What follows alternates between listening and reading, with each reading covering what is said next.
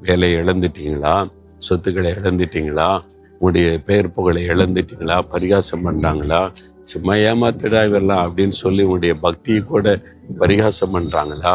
நெருக்கப்பட்ட நிலைமை, அவமானத்துக்கு நடுவில் இருக்கீங்களா?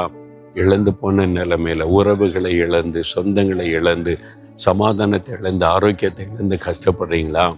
ஆண்டவர் சொல்ல 2 மடங்கு ஆசீர்வாதத்தை தருவேன், நீ இழந்து போனதை 2 மடங்கா தருவேன் அப்படின்னு கர்த்தர் சொல்றார். விசுவாசிங்க. யோபின் தேவன் நம்முடைய தேவன். நீங்க உண்மையா இருங்க, ஆண்டவரை துதிங்க, முறுமுறுக்காதங்க, குறை சொல்லாதங்க.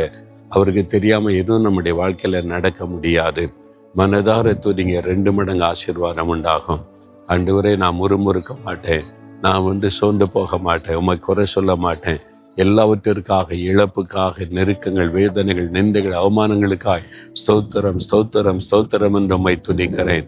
நீர் வாக்கு கொடுத்தபடி நீர் 2 மடங்கு ஆசீர்வதிப்பேன். இன்றைக்கே சிறையிருப்ப மாறி இன்றைக்கே 2 மடங்கு ஆசீர்வாதம் உண்டாகும். நான் விசுவாசிக்கிறேன் இயேசுவின் நாமத்தில். ஆமேன், ஆமேன்.